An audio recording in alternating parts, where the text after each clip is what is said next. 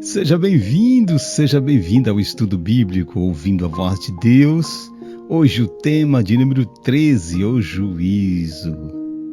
Meu amigo, minha amiga, um fato bíblico indiscutível é que todos os seres humanos de todos os tempos vão enfrentar o julgamento de Deus, viu?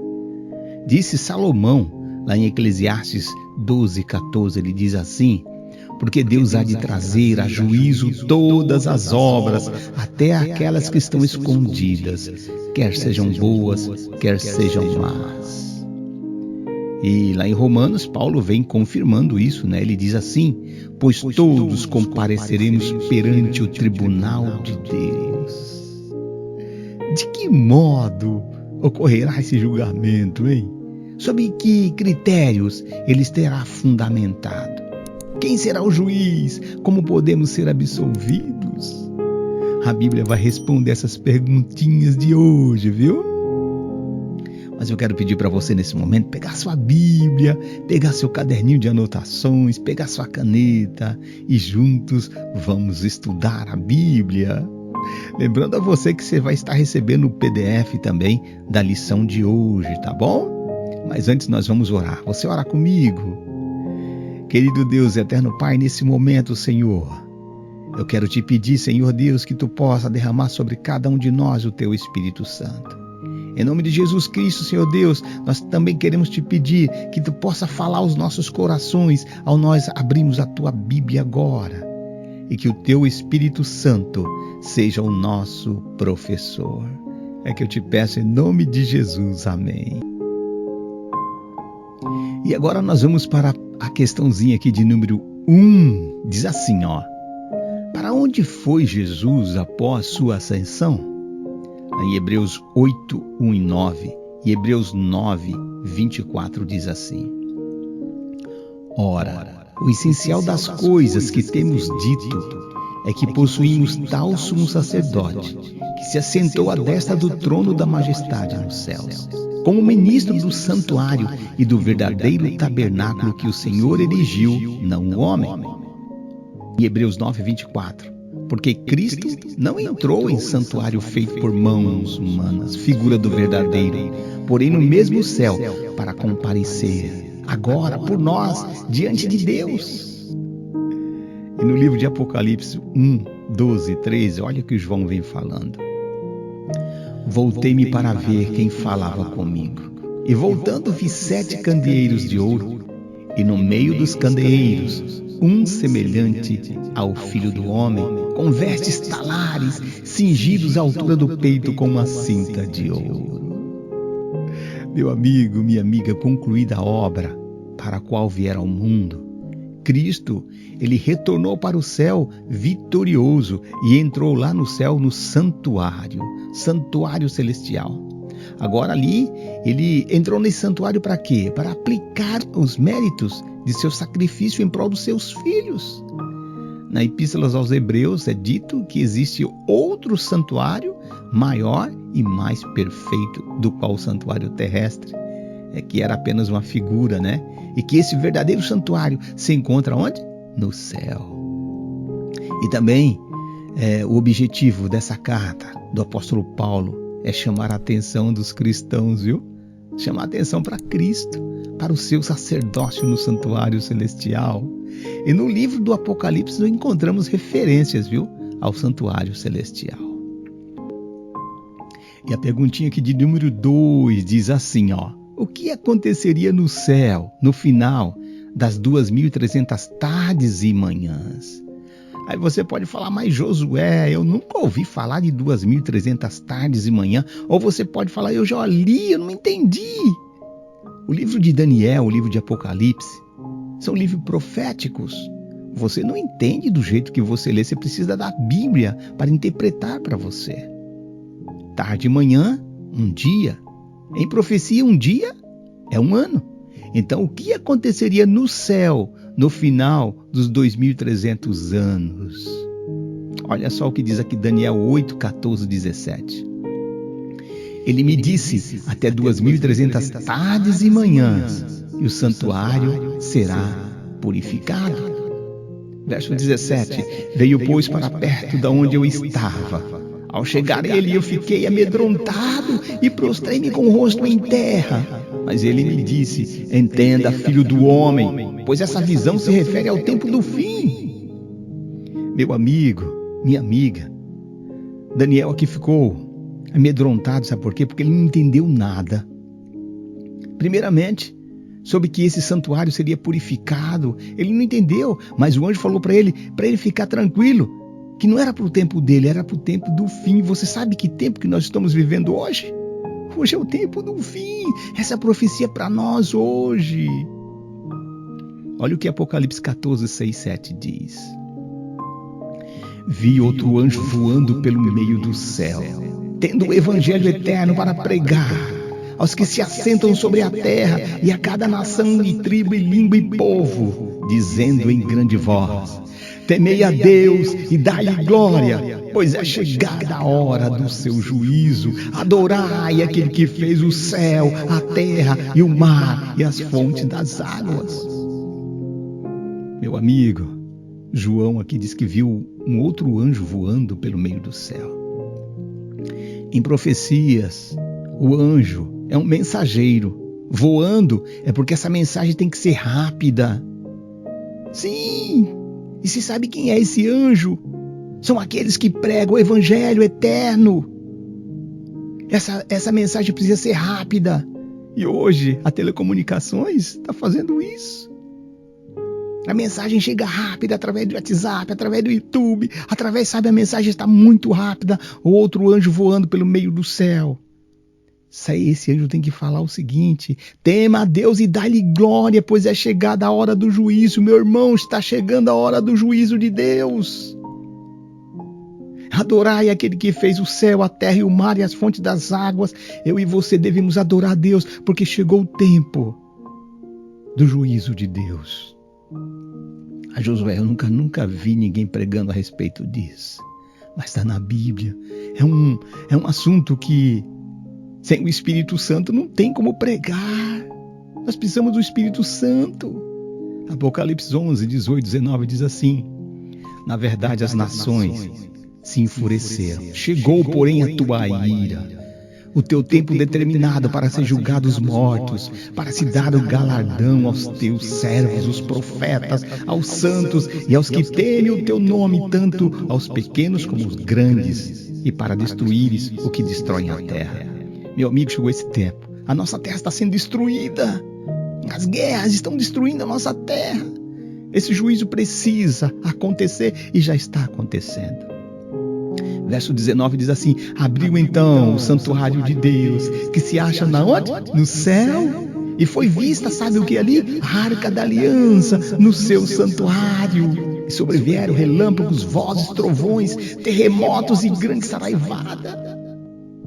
A Arca da Aliança estava no santuário de Deus. Você sabe o que tem dentro da Arca da Aliança? Você lembra lá? No santuário terrestre? Dentro da arca ficava os 10 mandamentos. É a lei que Deus vai julgar o nosso mundo. É a lei que Deus julga o universo, os 10 mandamentos. Apocalipse 10, 7, 11 diz assim, mas nos dias da voz do 7º anjo, quando ele estiver para tocar a trombeta, cumprir-se-á então o ministério de Deus, segundo ele anunciou aos seus servos profetas. Verso 8, a voz que ouvi, vinda do céu, estava de novo falando comigo e dizendo: vai, toma o livro que se acha aberto na mão do anjo, em pé sobre o mar e sobre a terra. Fui, pois ao anjo lhe disse-lhe que me desse o livrinho. Ele então me falou: toma, devora-o. Certamente ele será amargo ao seu estômago, mas na tua boca doce como mel. João tomou o livrinho da mão do anjo e o devorou, e na boca dele era doce como mel. Diz ele: quando porém a comi, o meu estômago ficou amargo. Verso 11, então me disseram: é necessário que ainda profetizes a respeito de muitos povos, nações, línguas e reis. Meu querido amigo, João agora em visão, o anjo falou para ele pegar o livrinho. Que livrinho era esse? Daniel, muitos anos atrás, antes de Cristo, Daniel já tinha escrito esse livrinho. E agora João precisava pegar esse livrinho e tentar entender essa profecia das 2.300 tardes manhã. Mas o anjo falou o seguinte, que ele devia comer o livro, ele devia ler aquele livro, devorar o livro. Na boca dele ia ser doce como mel, mas quando ele chegasse no seu estômago ia ser amargo. Ele leu, ai que lindo, que bonito, era doce, mas ele não entendeu nada, ficou amargo porque ele não entendeu nada, porque era para o tempo do fim. A purificação do santuário é uma referência ao início do juízo que antecede a volta de Cristo à terra. Nós aprendemos que no santuário, uma vez ao ano, no 10º dia do 7º mês, era o dia da expiação, lembra? O sumo sacerdote, ele entrava no lugar santíssimo para realizar a purificação do santuário. Meu amigo, da mesma forma, ao findar os 2.300 anos, ou dias proféticos, né? Que findou já na profecia, alguns estudiosos da Bíblia chegaram à conclusão que no dia 22 de outubro de 1844 terminou, então, os 2.300 anos. Isso quer dizer que em 1844 Jesus entrou no lugar santíssimo do santuário celestial, agora para ministrar como juiz. Sim, o santuário. Ao mesmo tempo, aqui na terra, segundo a profecia, Deus levantou um movimento restaurador da verdade, viu? Que ainda hoje está anunciando. Sabe esse anjo voando rapidamente pelo céu? Sim, são esses restauradores. Olha o que diz lá em Isaías 58:12. Os teus filhos edificarão as antigas ruínas, levantarás os fundamentos de muitas gerações. Será chamado reparador de brechas e restaurador de veredas para que o país se torne habitável. Então, meu querido amigo, minha querida amiga, hoje existem pessoas que pregam para poder reparar algumas brechas que os profetas não entenderam porque não era no tempo deles. Você entende? E Deus fala que nós temos que pregar com velocidade, é rápido, viu? Perguntinha de número 3 aqui diz assim: que profecia revela a data do início da contagem dos 2.300 anos? Sim, você fala, mas Josué, da onde começou? Como foi contado? Olha o que diz aqui Daniel 9, 24-27, diz assim: 70 semanas estão determinadas sobre o teu povo e sobre a tua santa cidade, para fazer cessar a transgressão, para dar fim aos pecados, para expiar a iniquidade, para trazer a justiça eterna, para selar a visão e a profecia e para ungir o santo dos santos. Versos 26. Saiba e entenda, desde a saída da ordem para restaurar e edificar Jerusalém, até a ungido ao príncipe, 7 semanas. As praças e as circunvalações se reedificarão, mas em tempos angustiosos. Depois de 2 semanas será morto o ungido, e já não estará, e o povo de um príncipe que há de vir destruirá a cidade e o santuário, e o seu fim será um dilúvio. Até ao fim haverá guerra, desolações, que são determinadas. Ele fará firme aliança com muitos por 1 semana. Na metade da semana, fará cessar o sacrifício e a oferta de manjares. Sobre a asa das abominações virá o assolador, até que a destruição que está determinada se derrame sobre ele. Meu amigo, na verdade, essas 70 semanas aqui são 490 anos, porque se você pegar semanas em dia, ano, dá 490 anos. Aqui tinha uma profecia embutida para o povo de Israel. O início da contagem das 70 semanas proféticas, 490 anos e 2.300 anos, se deu no ano de 457 a.C. Sim, o decreto ali de Artaxerxes. O rei Artaxerxes ele determinou um decreto 457 anos de Cristo, permitindo a reconstrução do templo e da cidade de Jerusalém. Olha só aqui no verso 7, diz assim, ó: não interrompais a obra desta casa de Deus, para que o governador dos judeus e os seus anciãos reedifiquem a casa de Deus no seu lugar. Então, em 457 a.C., começou a marcação de duas profecias, dos 490 anos, que era a profecia sobre o povo de Israel e também das 2.300 tardes e manhãs.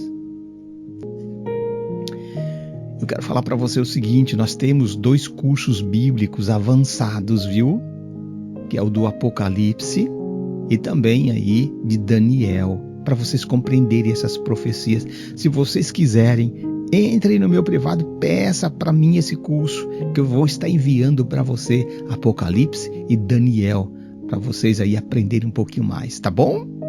Perguntinha de número 4 diz assim: qual é o papel de Jesus no julgamento? E o Pai a ninguém julga, mas ao Filho confiou todo o julgamento. Então o papel de juiz no julgamento é ser juiz. Deus ele confiou a Jesus o julgamento.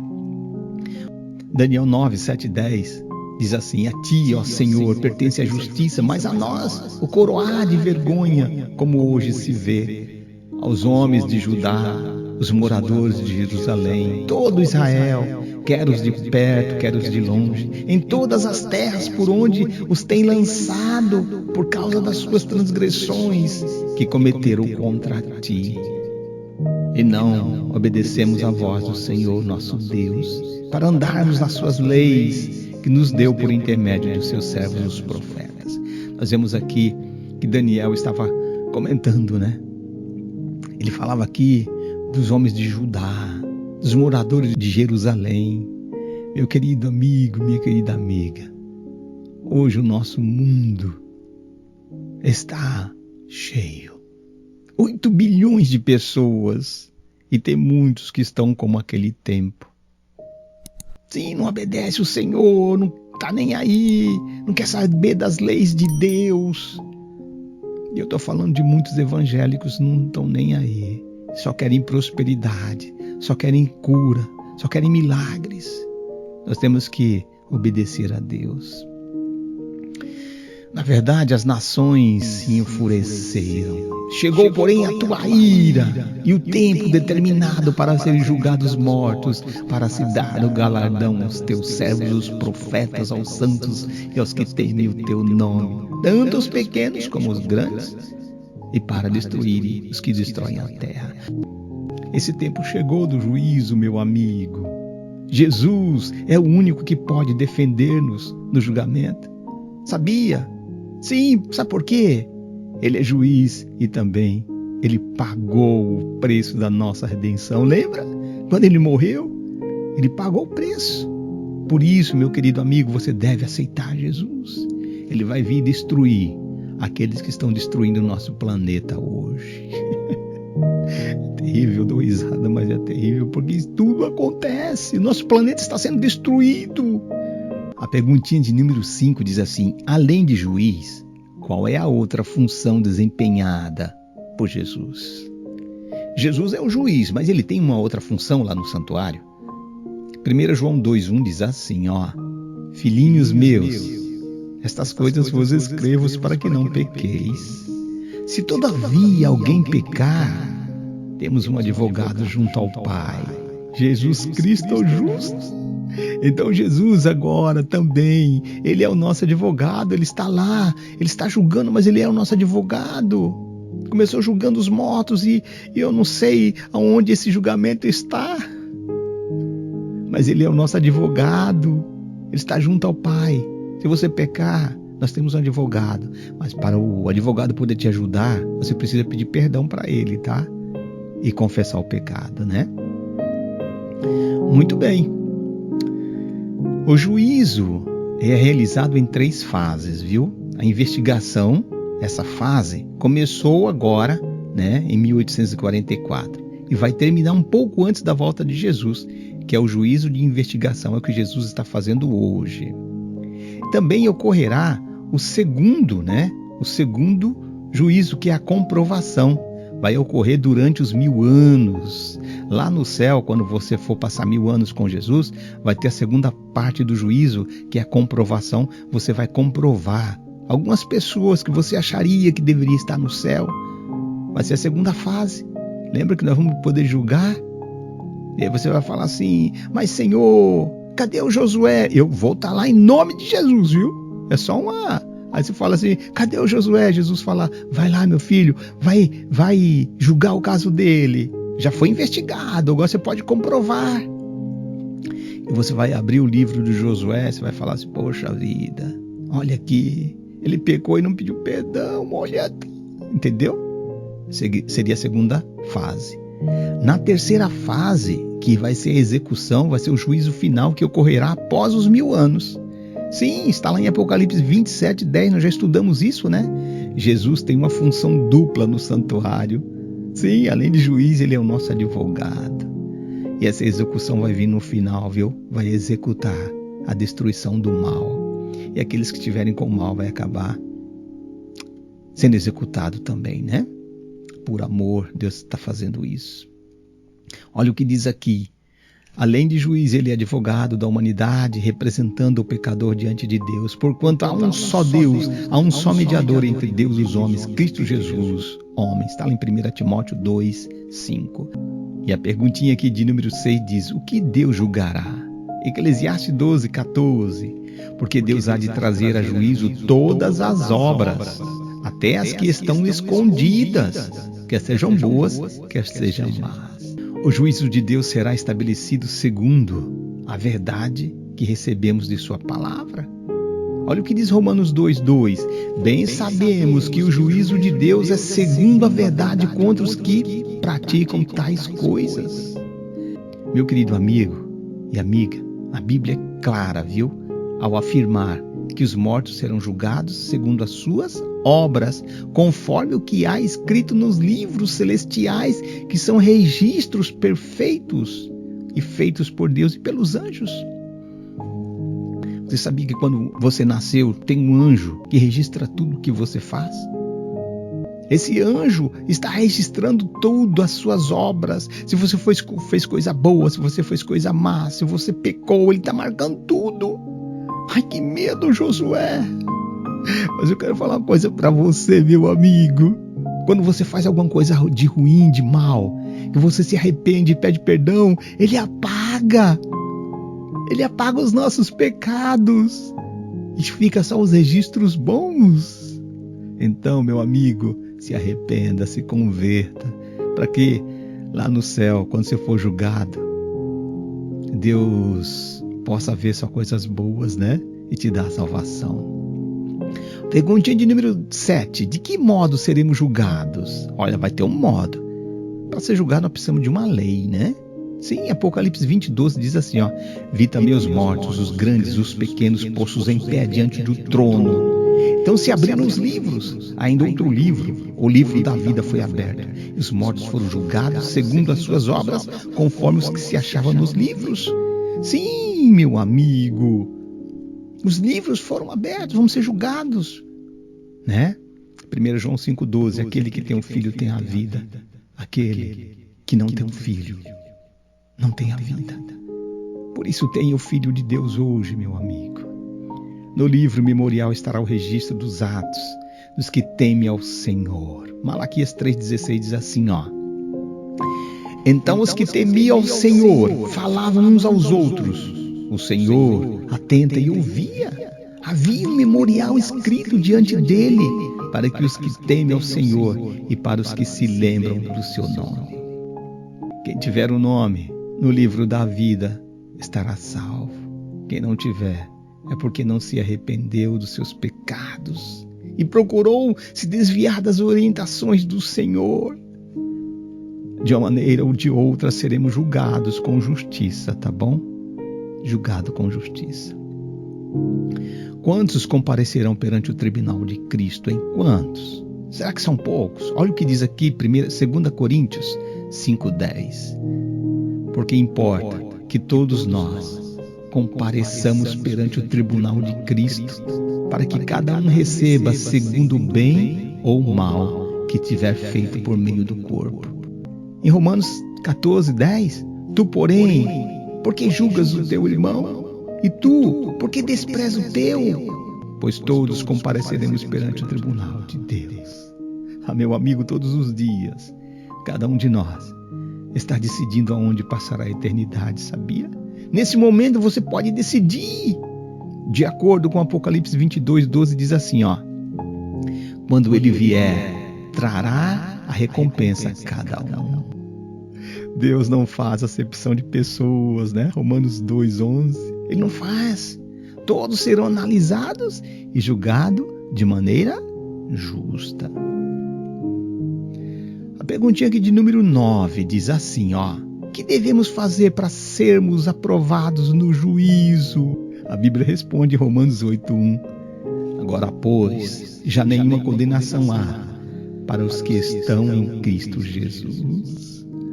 Você está em Cristo Jesus, meu amigo? Como é estar em Cristo Jesus? É você pedir perdão para Ele e andar com Ele, ser obediente a Ele. E aí nenhuma condenação há para aqueles que estão em Jesus Cristo, tá bom?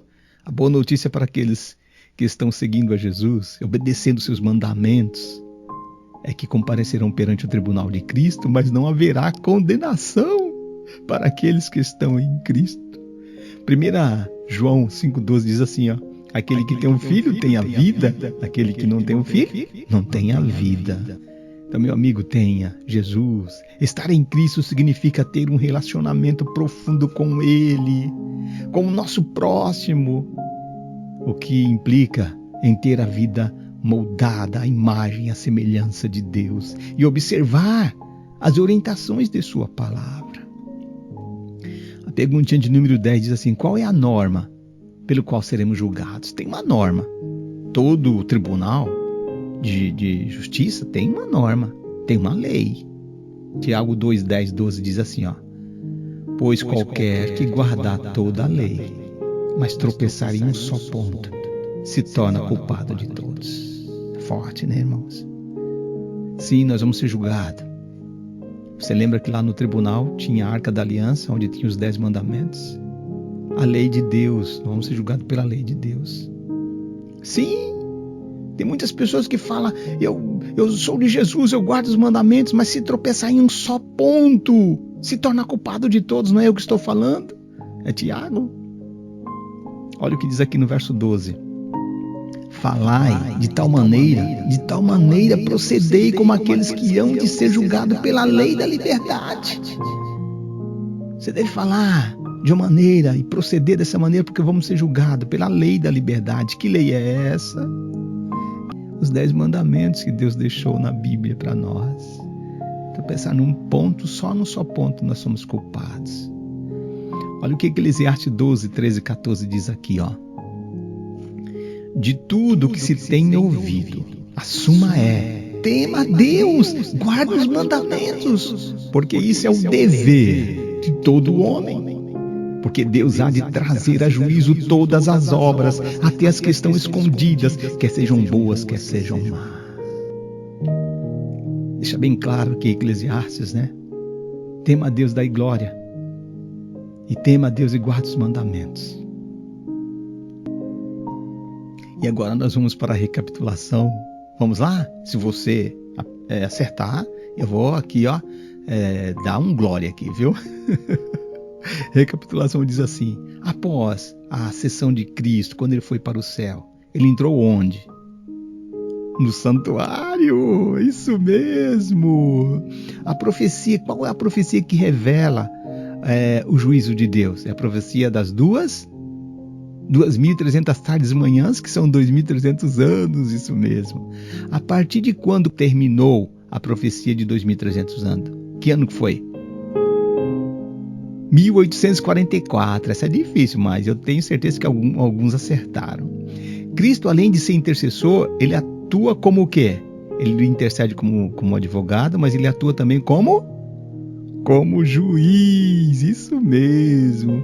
Quantas fases tem o juízo de Deus? 3 fases, isso mesmo. A primeira fase é a fase de investigação, é o que está acontecendo no céu agora, de 1844 até 2024, está acontecendo no céu a primeira fase, que é a investigação. Deus está investigando, né? E a comprovação, segunda fase, é quando nós vamos estar no céu, nós vamos poder comprovar que o juízo foi certo. E a terceira fase, quando nós voltarmos do céu. Isso mesmo? Isso, quando a cidade santa for descendo, ele vai executar então a terceira fase, que é a execução do pecado. Ele vai eliminar o pecado. E que aqueles que ficaram no pecado vai acabar sendo executado também por amor, né? Eu gostaria de deixar aqui uma reflexão, que o julgamento será concluído pouco antes da segunda vinda de Jesus, e quando todos os casos estão selados para a eternidade. A vinda de Cristo trará consigo a recompensa pelas escolhas feitas hoje, meu amigo. Escolha Jesus hoje, em nome de Jesus, que o Espírito Santo trabalhe no seu coração. Devemos estar seguros em Cristo e seguir a sua verdade agora, tá bom? E vamos agora aqui para aquela parte que eu sempre faço, que é o compromisso. Se você quiser fazer o compromisso, fala, tá bom? Diga assim: você deseja obedecer a palavra de Deus e os seus mandamentos? Sim? Amém! Você aceita Jesus como seu Salvador e como seu advogado pessoal? Aceita? Oh, glória! Que Deus abençoe. Vamos orar. Você ora comigo? Querido Deus e eterno Pai, eu sei, Senhor, que esse tema é difícil de compreender. Daniel não compreendeu, João também não, mas porque eram profecias para o tempo do fim, e Tu deixou profetas, Tu deixou na Bíblia, Senhor Deus, tudo a respeito desse momento. Eu quero, Senhor Deus, me entregar nas Tuas mãos e entregar aos meus amigos que estão estudando a Bíblia nas Tuas mãos, que eles possam compreender esse assunto, que eles voltem à lição, que eles consigam compreender, Senhor. Por favor, nos prepare para o Teu reino. Se em nosso coração há algum pecado, Senhor, que atrapalhe de nós entrarmos no céu, por favor, apague o nosso pecado. Apague o pecado do meu amigo, da minha amiga. Vem nos dar, Senhor Deus, intimidade contigo. É que eu te peço, em nome de Jesus. Amém, Senhor.